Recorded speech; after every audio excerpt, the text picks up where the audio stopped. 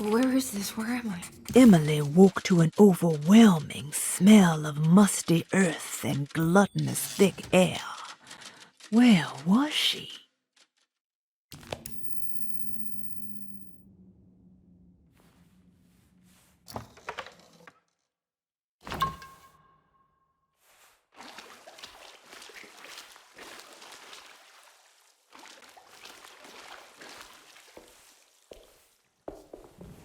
I need the key.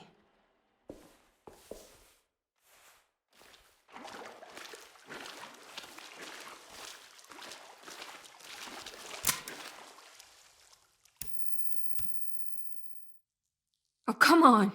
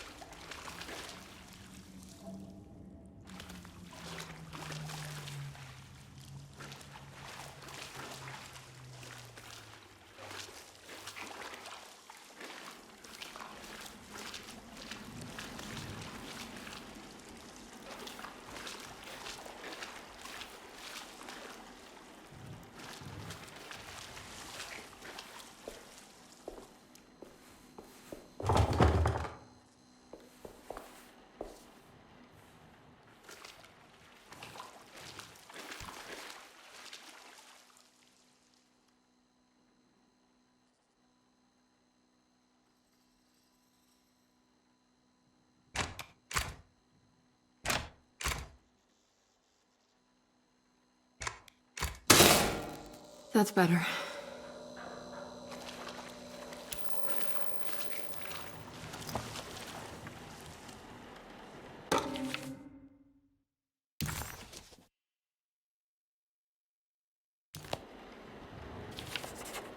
Emily was back at Derceto, but sealed inside a part of the basement that was no longer in use.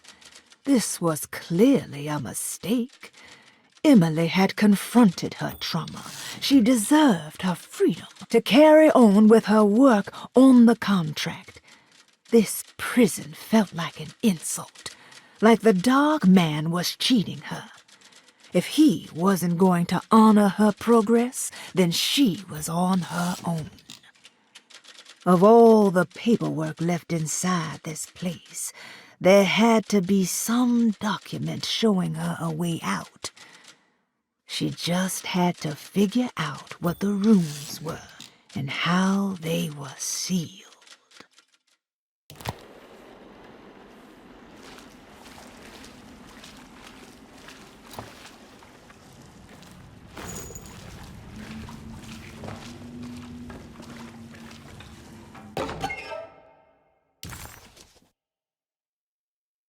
Life is a stage play performed to no one, applauded by no one, and wanted by no one. A story already written, meant to play out in one way only. I wrote my book in order to explain that there might be more to life, that free will isn't truly free unless it moves against the expected. In retrospect, I think my ambition was hubristic. Yermi had a much more humble suggestion. What if we all just went home?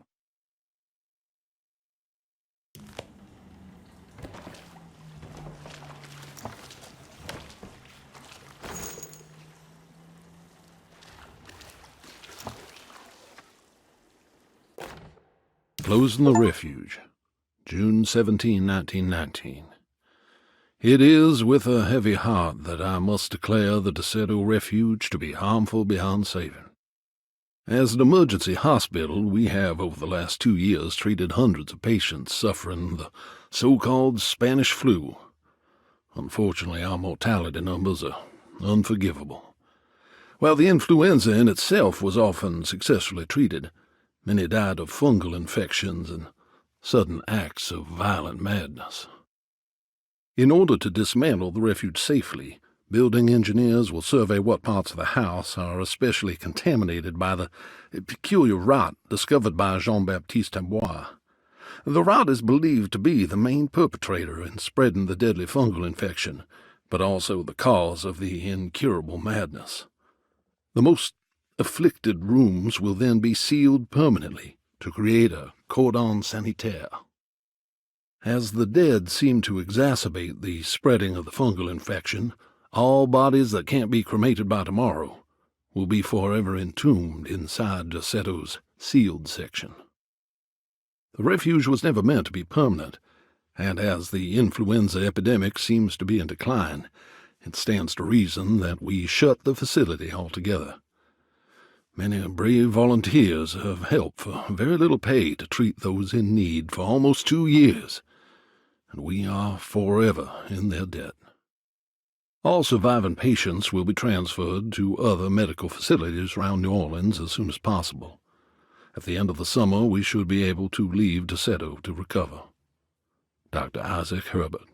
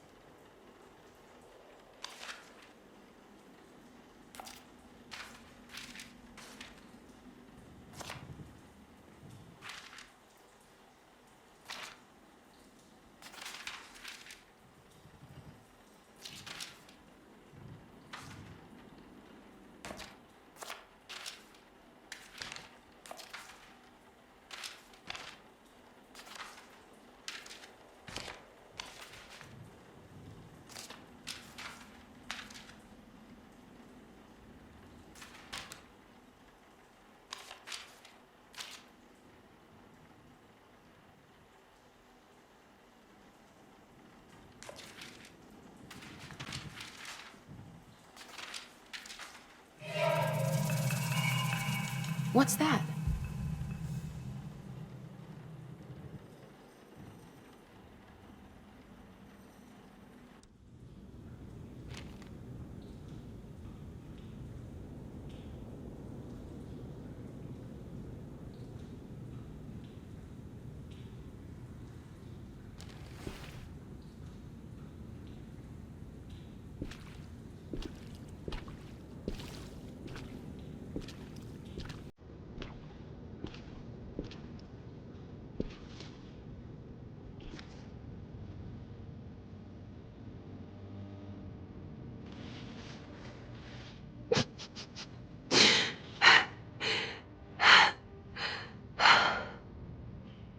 $2.17.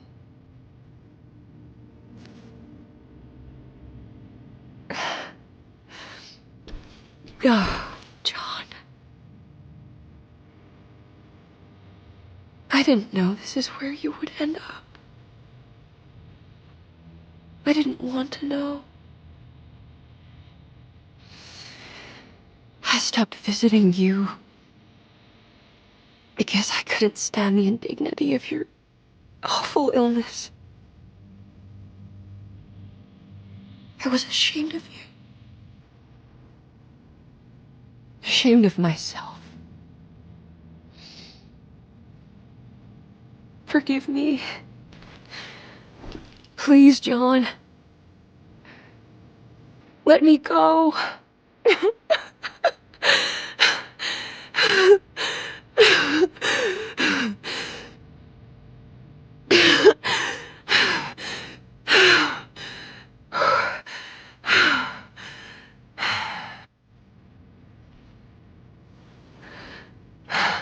Are we done here? Is this what you wanted?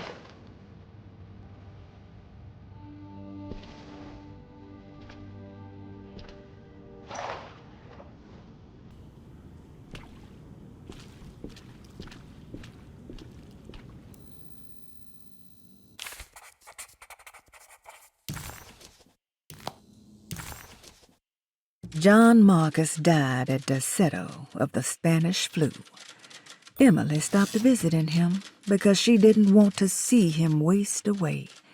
She adopted a lie because it felt better. Emily hated the pathetic man that passed away in Derceto, but she was very proud of the man she made up, a man who died a martyr in the trenches of France. This must have been the true trauma that the dog man specified in the contract. But why was it Emily's and not Jeremy's?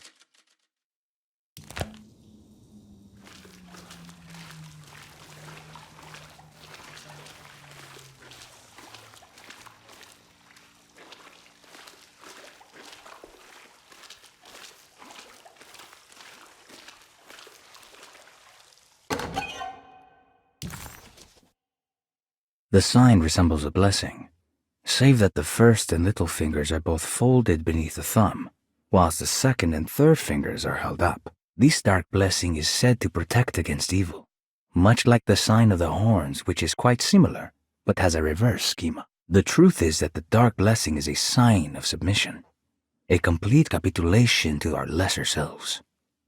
The sign only protects from evil in the sense that you become a part of it.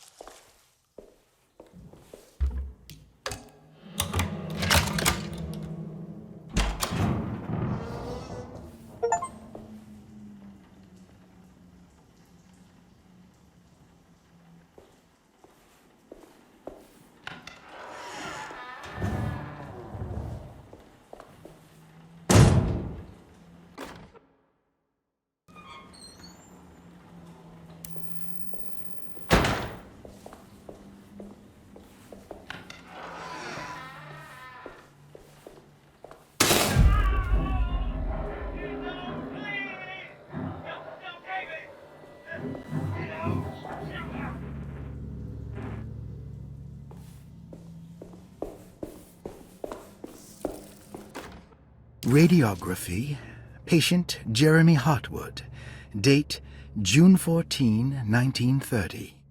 Plates. Jeremy's skull proved difficult to capture properly. Partial radiographs worked best.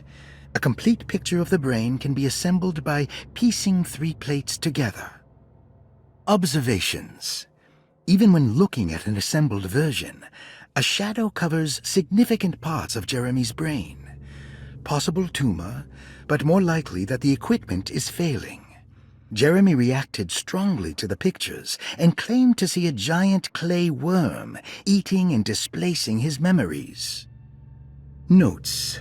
While this exercise has left me nowhere closer to an answer, I feel confident that a Burckhardt lobotomy should sever all necessary parts.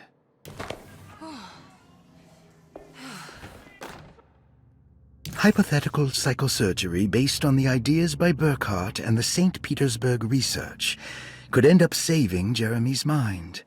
Severing the connections around the frontal lobe would certainly solve most mental afflictions. The procedure would be brutal in performance, as well as in efficiency. An ice pick pushed through the edge of the eye and into the skull would untether the nerves like Alexander cutting the Gordian knot. As this would likely leave Jeremy in a very different condition, all other paths should first be explored. The medical instrument I would need for this lobotomy is missing, and I should have Waits order a new one.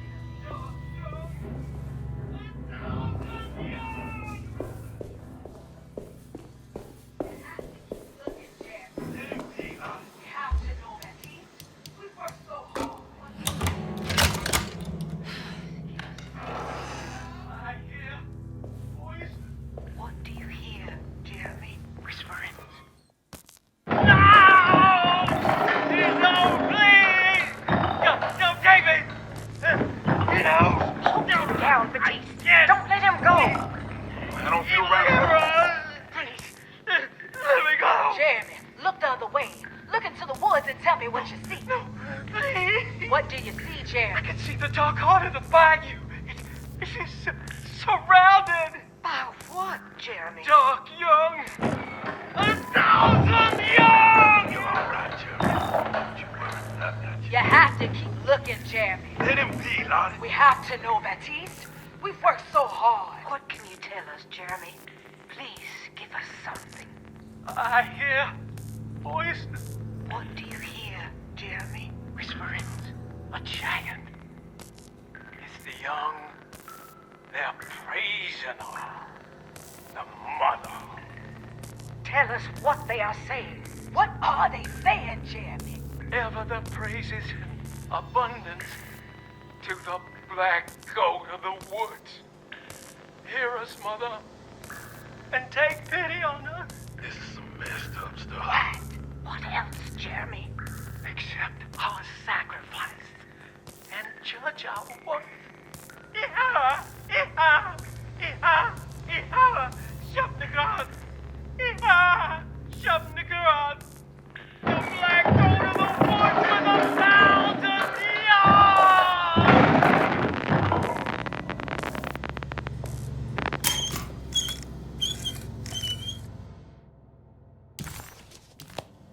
What's this?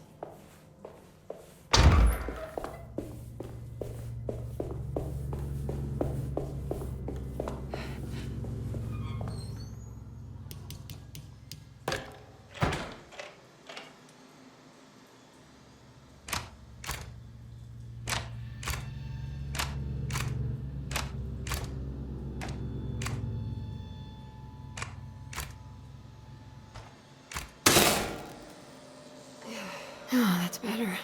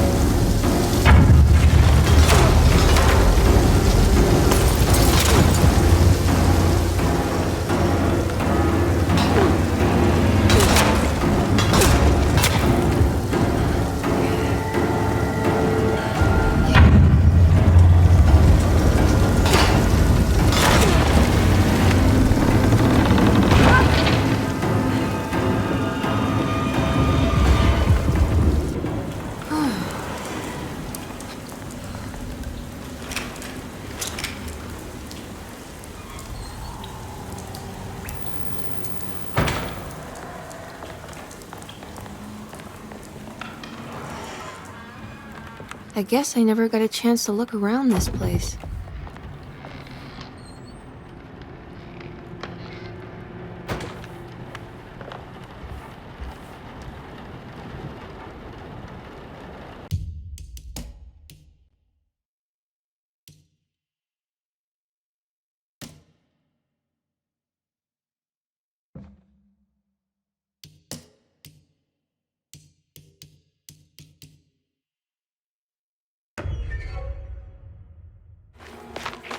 It's the hateful mound Jeremy mentioned in his book.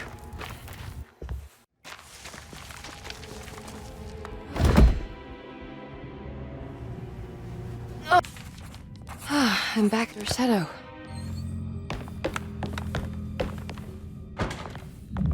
Looks sturdy. Doubt I'll be opening this.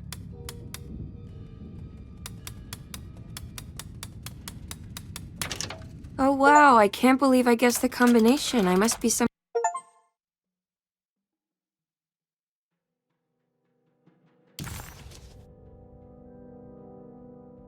The Hartwood curse is what they call it. There wasn't much of a vocabulary for mental illnesses back in the days. There are hardly enough now. The Hartwoods carry a troubling chemical imbalance in their brain, which they have managed to pass down through generations. As they grow old, they are overtaken by overwhelming melancholy that unavoidably leads to suicide. Oh, you want the real story? Well, who can say? It was written that way. Kind of genius.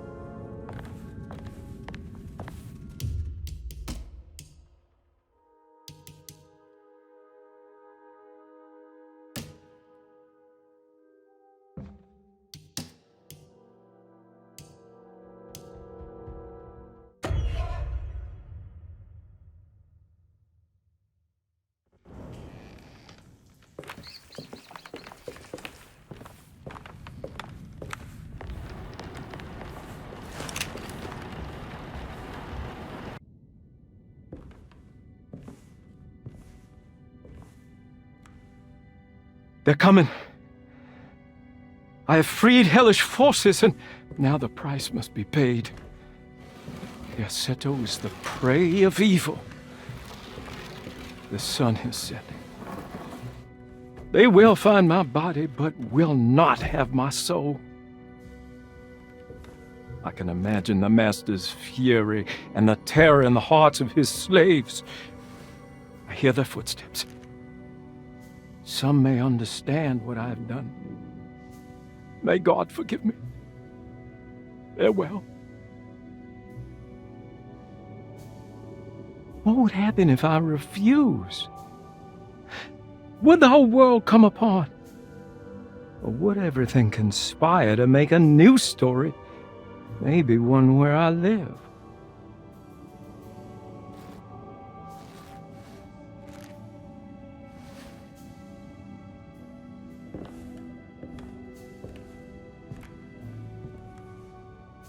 I'm sorry, Frederick.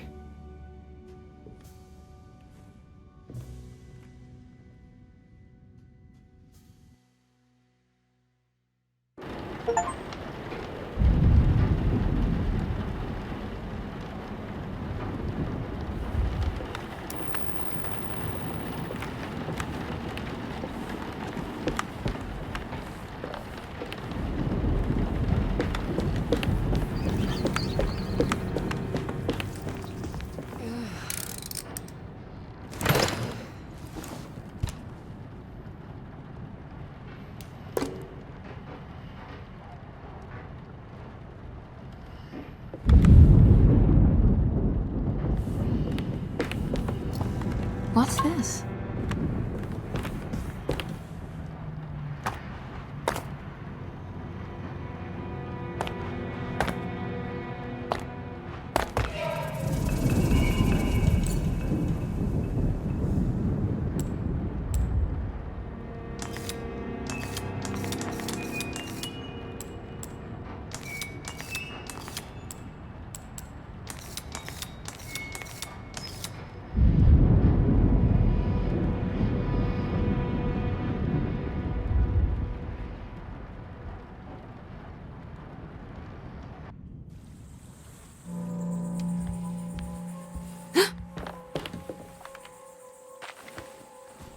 This feels familiar somehow. Hello? Is anyone there? Jeremy, where are you? I'm stuck in the mud and the bayou's taking me. Jeremy? Can you hear The me? motor is dead. I can't do anything more. Hang on, Jeremy. I'll get the boat running. I'll get you out of here. Emily found herself in what looked like the shipwreck of a Mississippi riverboat. It somehow seemed more unreal than the worlds she had suffered so far. A ghostly voice sounding like Jeremy called out for help. Emily couldn't quite understand where the voice was coming from, It somehow seemed to be a part of the place itself. All she could make out was that Jeremy was stuck and needed her to get the steamboat running.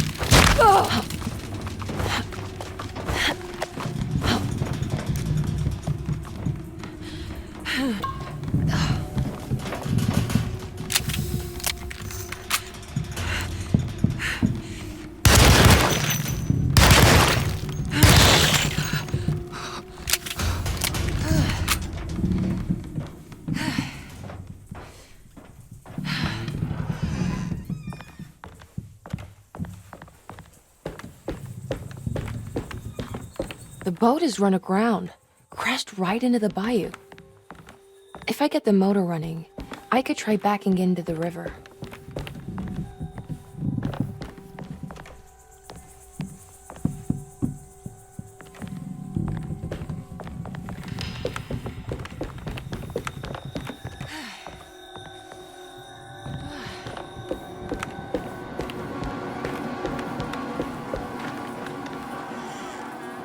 Jeremy, where are you?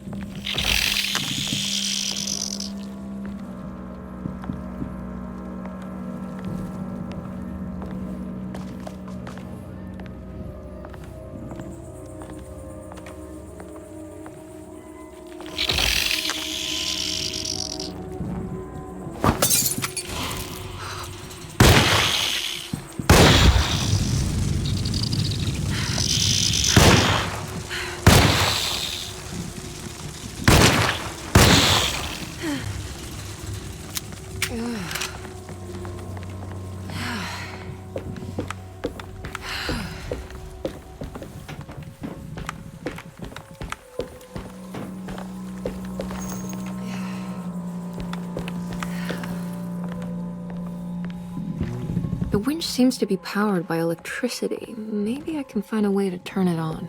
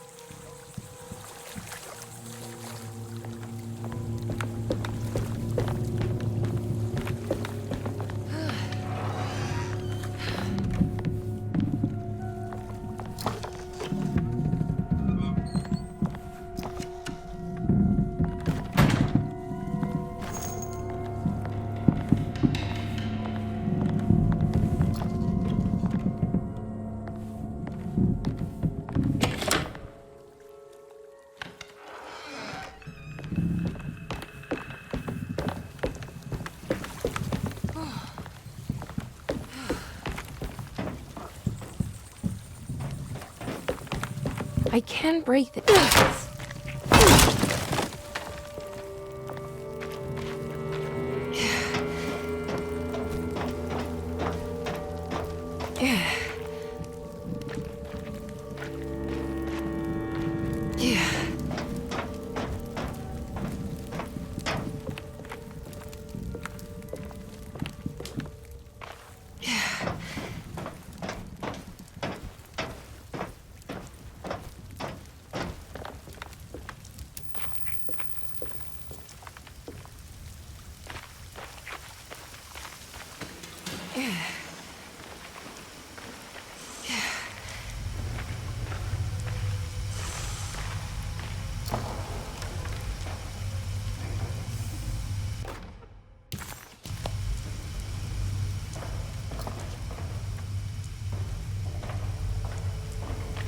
I think it just needs fuel to run.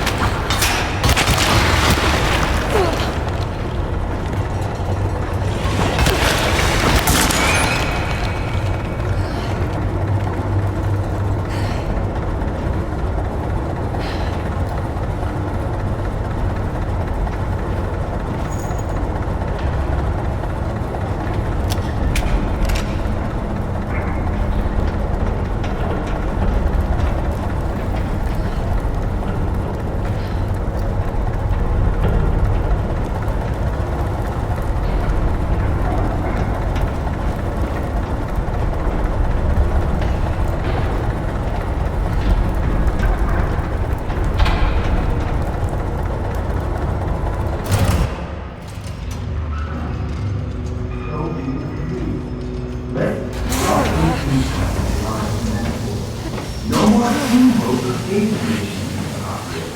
need to move on with progress. I'll try.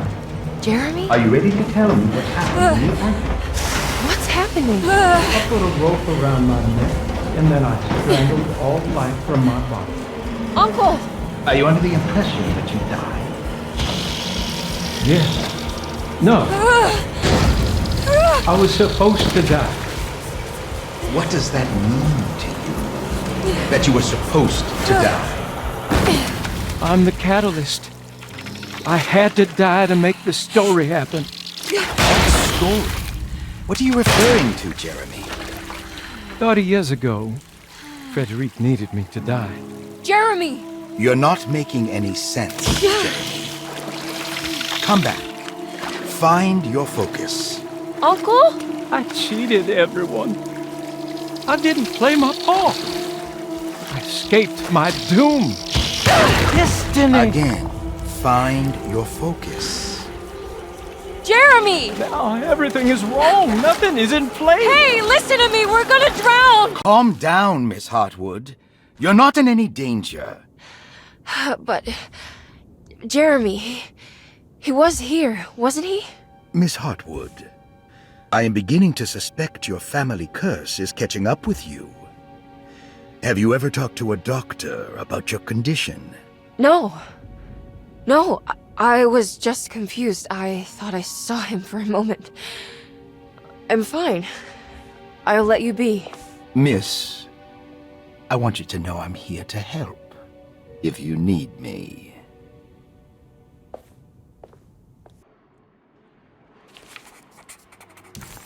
The steamboat was a hideaway that Jeremy had built over the last few days.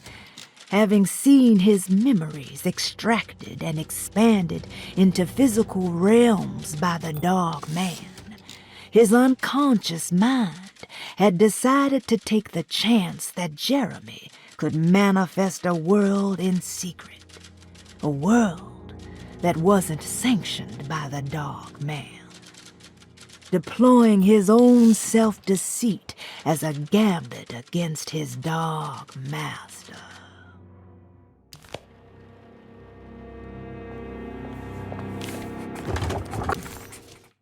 Emily felt she was losing the plot. What was she doing? Was she even helping Jeremy at this point? She tried to interpret the contract again, and managed to make some tenuous connections between her actions and the list. The steamboat could have something to do with the self-deceit, and the unwelcomed reminder of John's true fate was certainly traumatic. Maybe she was making progress. If temper-manic behavior was the final missing piece, then surely the answer must lie with Dr. Gray. It was time to push back on this bully. It was time to pay Dr. Gray a visit in his apartment.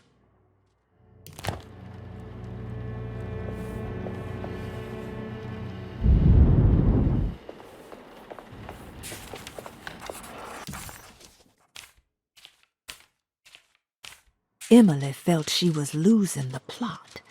What was she?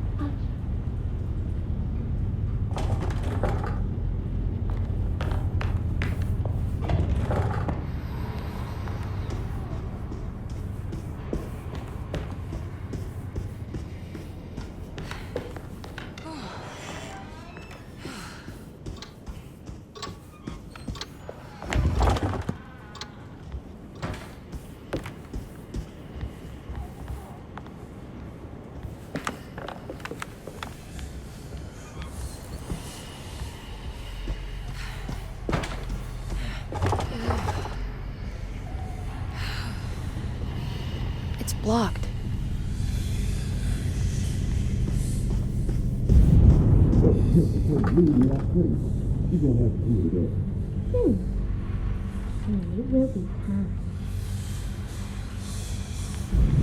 It's blocked.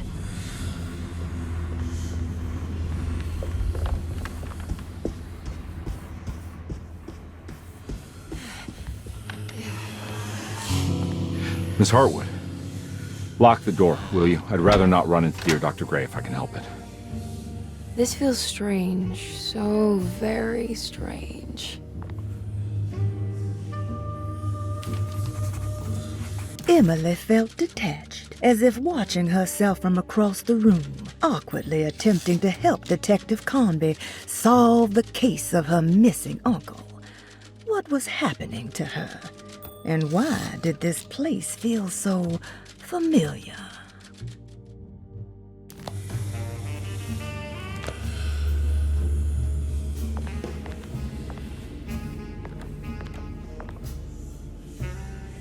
You okay? This place? It's like something from my childhood. It's just a private study of a very peculiar man.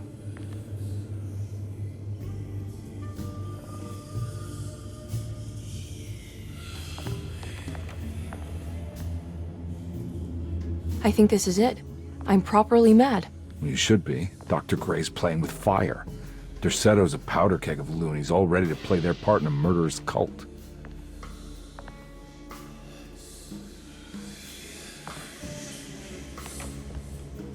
I'm trying to say I've lost my mind, Detective. The Hartwood curse has caught up with me. I'm sure you're exaggerating. Try to focus on whatever you've been doing. Right. Breaking the Dark Man's contract. Does it even matter anymore?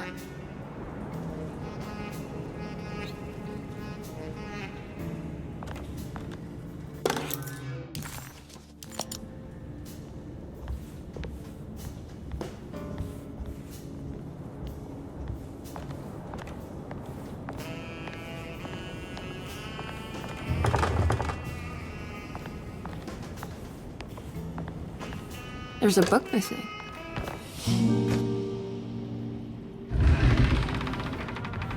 A secret door. Looks like it. Careful. Let me go first.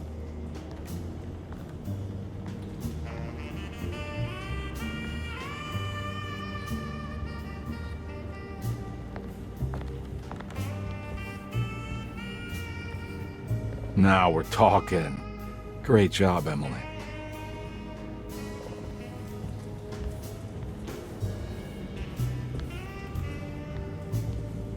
Should I even be doing this? Do I want to know?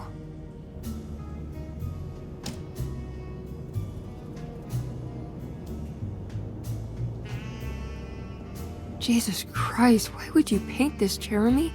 What on earth possessed you?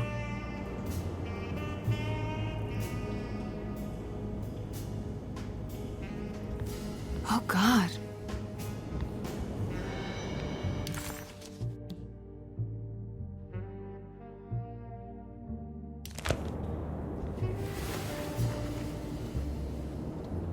I can't believe I didn't see that before.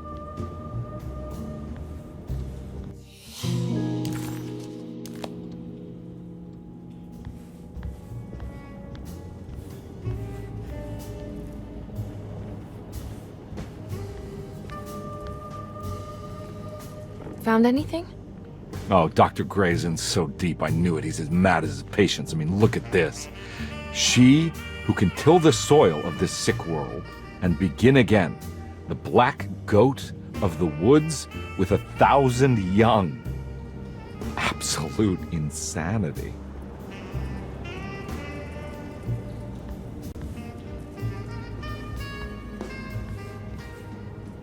I have the strangest sensation that this is somehow Jeremy's room.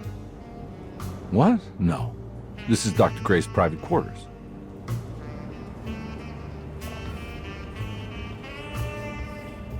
I feel... I want to apologize, Detective, for my elusive behavior tonight. I'm glad you haven't given up on me and my uncle yet. You got nothing to apologize for. In fact, you've been out of my hair for most of the evening, you're self-reliant, and you've been helping with your own particular brand of investigation. As far as I'm concerned, you're an exemplary client. Thank you, Edward. Mr. Carnby.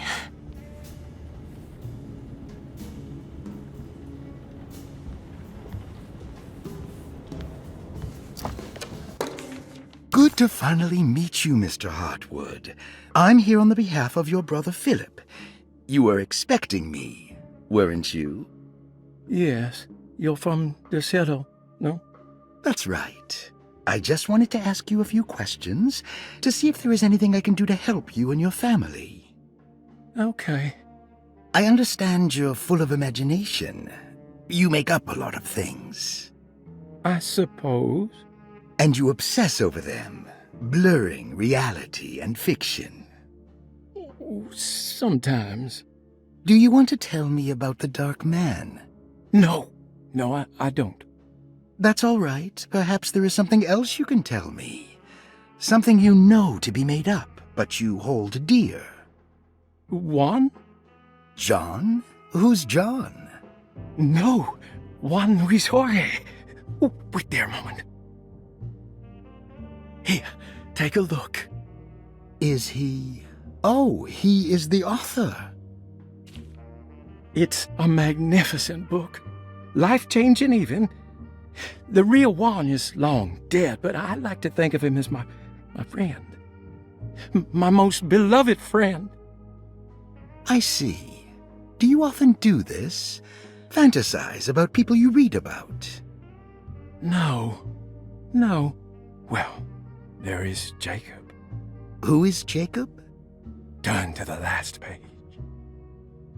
Oh, it's a newspaper article. The Prisoner of Ice, Jacob van Ostad.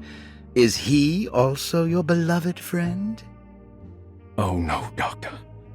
Not at all. He is the fire that fights fire. Yes, I think it's clear your overstimulated imagination, this mania, needs to be tempered for you to live a normal life. I know your family calls it the Hartwood curse, but I want you to know that there is nothing supernatural about your condition. It's all inside your head. And with that, I'm very qualified to deal with. In time, you will be cured. In time. Yes, in time we will exorcise all your demons, all the dark men. Yeah! Please, Mr. Hartwood, calm yourself. What happened? Oh, don't you worry your little head about it, Miss Hartwood. Your uncle and I just had our first breakthrough.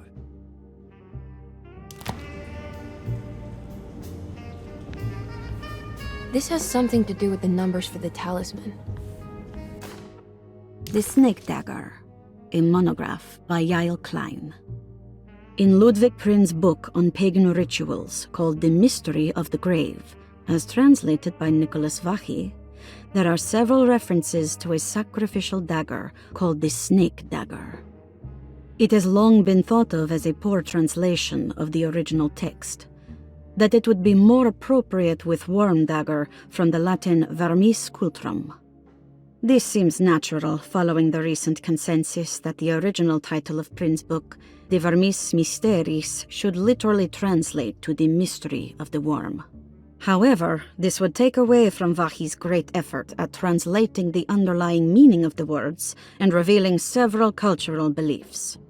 While Prin certainly was using the term worm as a symbol or synecdoche for death and the dead, which is made clear by the contents of the book, in the case of the dagger, we shouldn't be too hasty to dismiss his translation.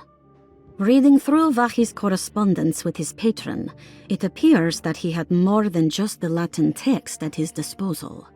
Vachy had dug up Prin's living relatives and uncovered several cross-referenced historical texts and an actual snake dagger.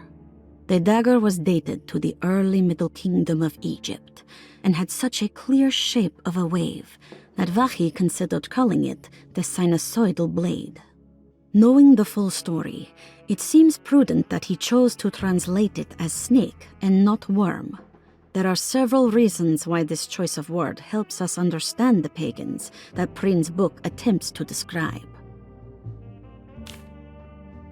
The symbolic value of the shape becomes more apparent when reading about the use for the dagger. In the passage of possession and exorcism, we find the snake dagger poisons the poisoner within the victim and is therefore pacified. Where the literal text would tell us that the worm dagger trumps the demon possessing the victim, it tells us nothing of their reasoning, only that somehow this dagger wins against the demon, like it had the better hand in poker. Vahi's translation allows us to follow the underlying logic to the ritual magic that is being performed. Poison the poisoner sounds like fighting fire with fire. That to hurt the demon possessing its victim, the priests would have to fight back with a power that is known to the evil they are fighting. The snake dagger is therefore not only a good way to describe its form, but it also helps us understand how it could be thought of as a useful tool for exorcism. Finally, it also helps us understand their relationship to lunacy, that it was thought of as something poisoning the mind rather than controlling it. What is also interesting to note is that the possessed are always considered poisoned in their head and not their heart. The snake dagger always went to the eye of the possessed, leaving them partially blind, if they had the good luck to survive.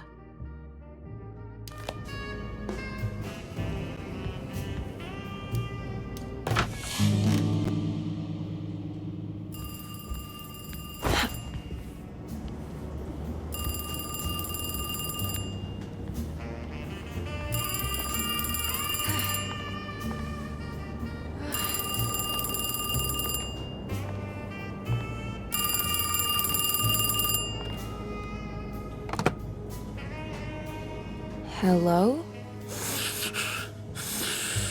Who's there? Jeremy? Jeremy is with the Dark Man. You can't save him. Jeremy is with the Dark Man? Where? Who is he? What is the Dark Man? The Hartwood curse.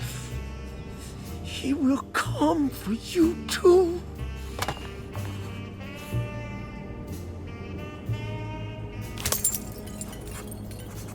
The voice on the phone was somehow familiar, yet so strange. Who was that?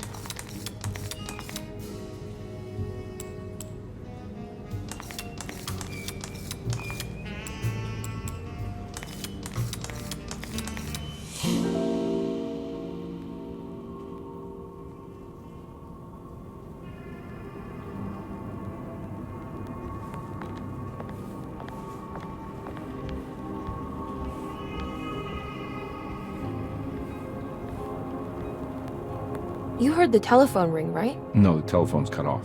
I tried calling the police earlier. Yeah, that's what I figured. None of Emily's experiences seemed to line up with reality anymore. Even when she accomplished something, it seemed absurd.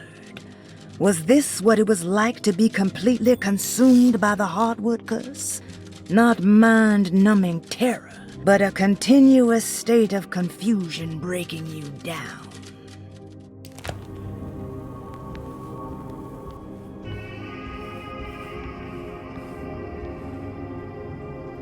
Hey, Mr. Carnby? What? Nothing, right? It's a closet? That's right, Detective. I'll see you later. I have to finish this. You're going inside the closet? I know what it looks like, but I can't explain it, much less justify it. All right. You do what you have to do, miss.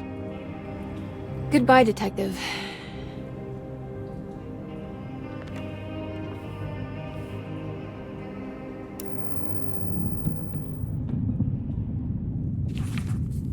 The icy wastes before her felt profound and deeply wrong, like staring into a grisly wound revealing bone under the fleshy mounds of muscle, seeing layers of Jeremy that she would rather stay hidden.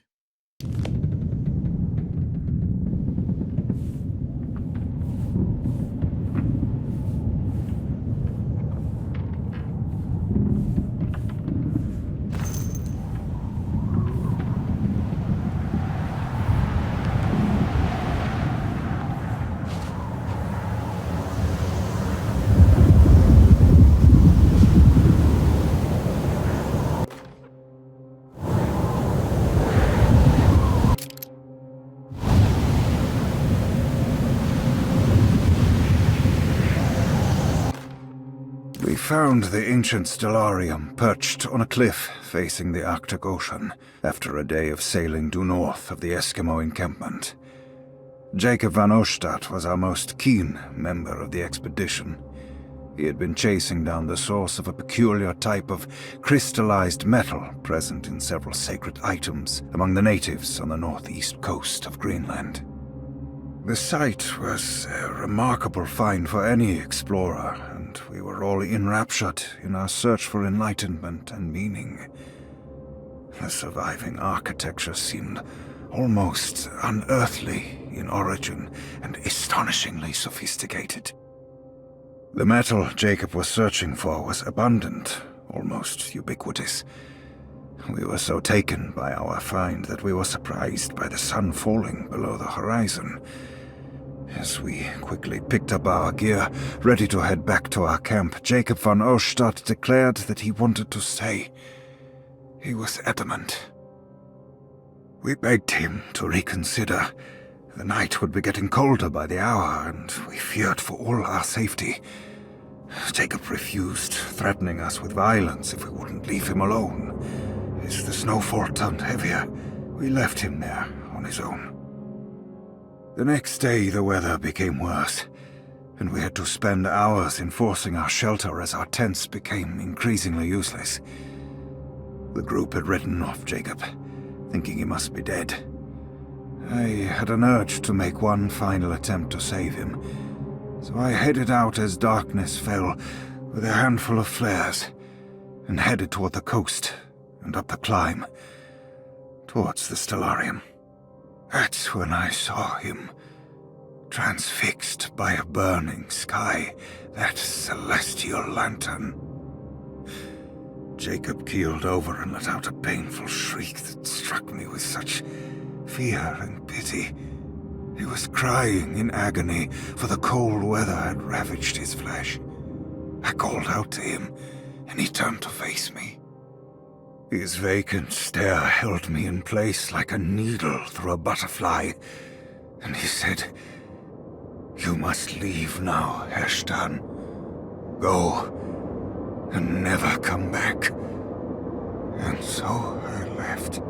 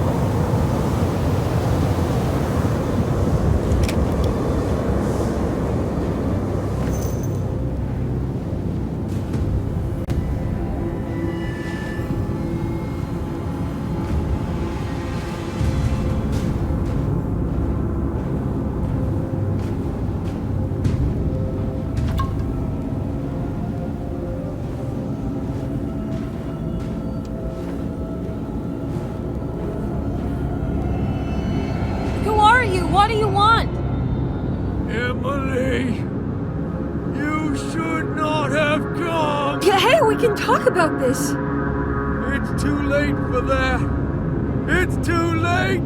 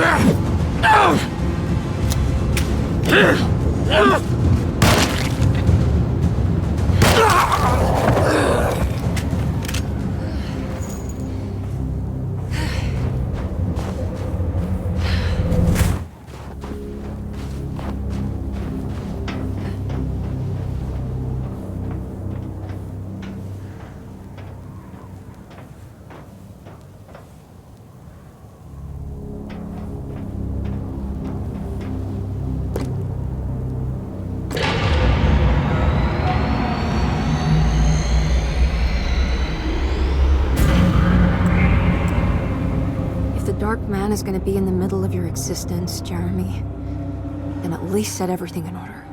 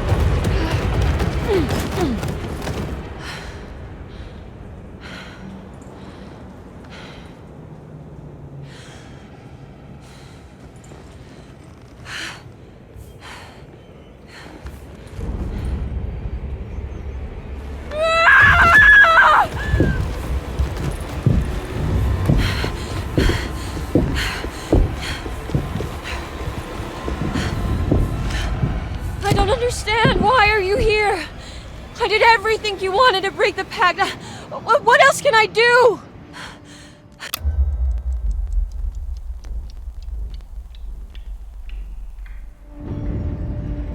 Wait, it did work. That's why you're coming after me. You're in my head now. In that case, I hope you enjoy your stay. Emily, stop! Don't worry. We got you.